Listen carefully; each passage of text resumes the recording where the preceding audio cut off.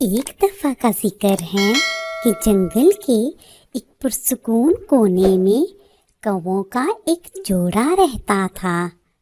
کوا بزدل اور ڈرپوک تھا، جبکہ کوی بہت بہادر اور چالاک تھی۔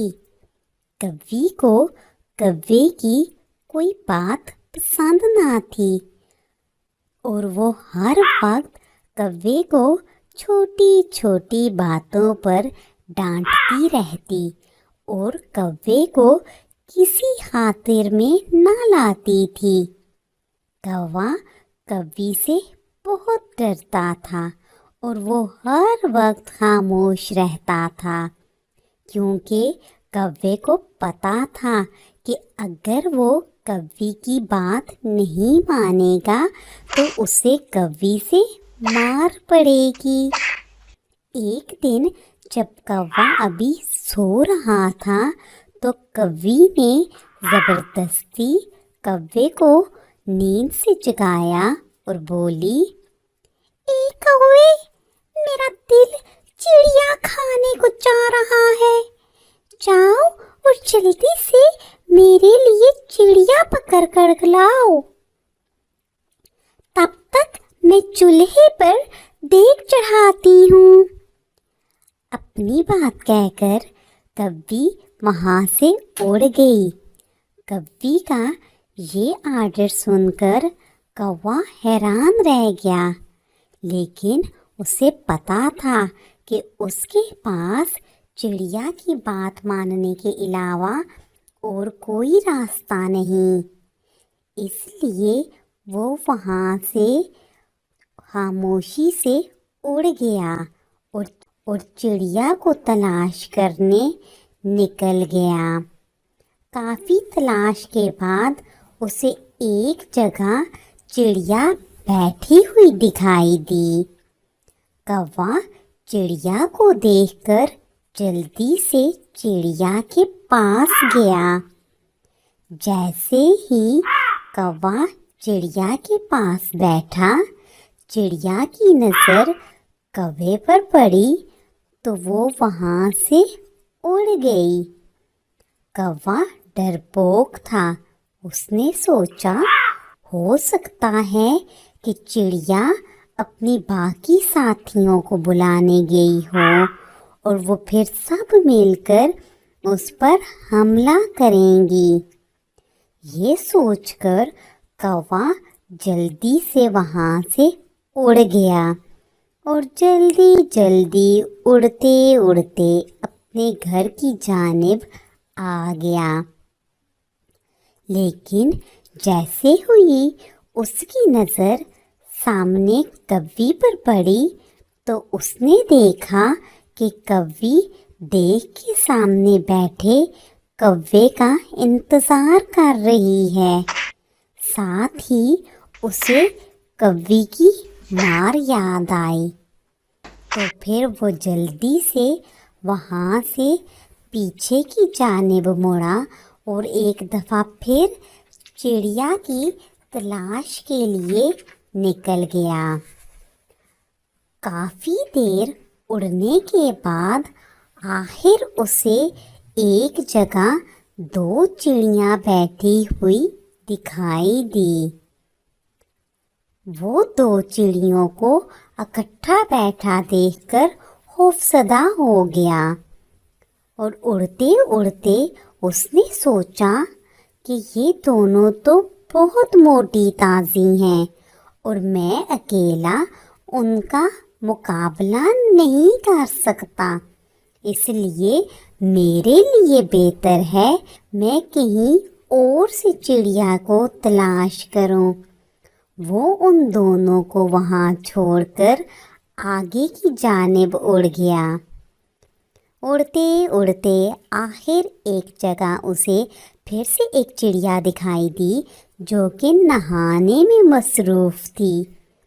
کوا اس کو اکیلے دیکھ کر بہت خوش ہوا اور وہ سامنے ایک درخت پر جا کر بیٹھ گیا اور چڑیا کے فارغ ہونے کا انتظار کرنے لگا۔ لیکن چڑیا مزے سے نہانے میں مصروف رہی۔ کوا دل ہی دل میں چڑیا کو دیکھ کر بہت خوش ہو رہا تھا اور یہ سوچ رہا تھا کہ اچھی بات ہے، چڑیا نہا لے اور پھر ہم ایک صاف ستھری چڑیا کھائیں گے۔ چڑیا کو دیکھ دیکھ کر کوے کے منہ میں پانی آ رہا تھا۔ ادھر نہاتے نہاتے چڑیا کی نظر جب کوے پر پڑی تو اسے بہت خوش دیکھ کر چڑیا کو بہت حیرت ہوئی اور ساتھ غصہ بھی آیا۔ وہ غصے سے بولی، ارے او کوے، تمہیں ذرا تمیز نہیں؟ تم مجھے نہاتے دیکھ رہے ہو؟ تمہیں کسی نے یہ نہیں بتایا کہ کسی کو نہاتے ہوئے نہیں دیکھتے؟ چڑیا کی بات سن کر کوا اپنی خیالی دنیا سے واپس آیا اور چڑیا کو غصے میں دیکھ کر جلدی سے وہاں سے اڑ گیا اور پھر اڑتے اڑتے اپنے گھر کی جانب آ گیا۔ لیکن وہاں کوی کو اپنے انتظار میں بیٹھا دیکھ کر ایک دفعہ پھر وہ گھبرا گیا اور وہیں سے واپس چل دیا۔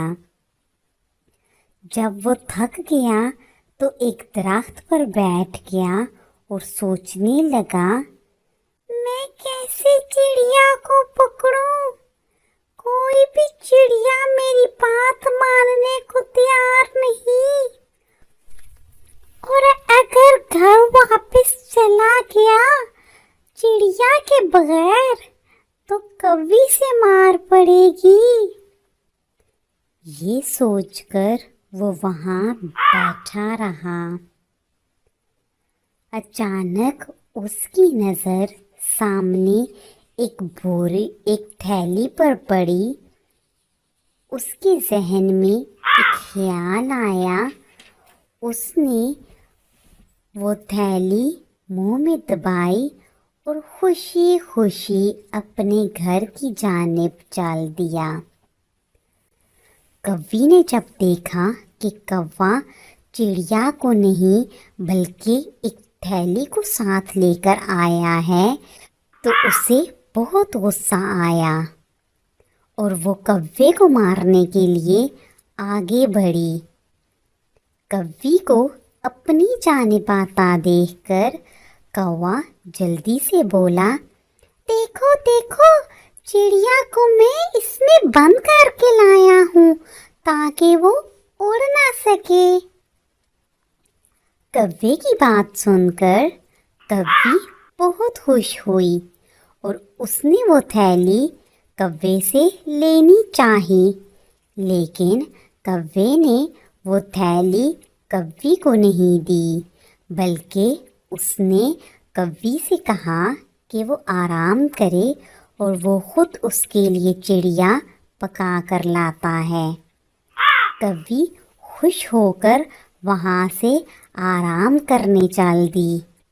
کوے نے وہ تھیلی اسی طرح اٹھا کر دیگ میں ڈال دی اور پھر تھوڑی دیر اس کو خوب پکایا اور پھر ایک پلیٹ میں سجا کر کوی کی خدمت میں پیش کیا اور ساتھ دل ہی دل میں اپنی مار کے لیے تیار ہو گیا۔ لیکن کوی جیسے ہی کھانے کے لیے قریب آئی، پلیٹ پر کوی کا پاؤں آ گیا اور وہ ساری پلیٹ کا سالن گر کر ضائع ہو گیا۔ کوا دل ہی دل میں بہت خوش ہوا، جبکہ کوی بہت شرمندہ ہوئی اور اسے بہت افسوس ہوا، لیکن اس وقت پچھتانے کا کوئی فائدہ نہیں تھا کیونکہ ان کا کھانا سارے کا سارا ضائع ہو چکا تھا۔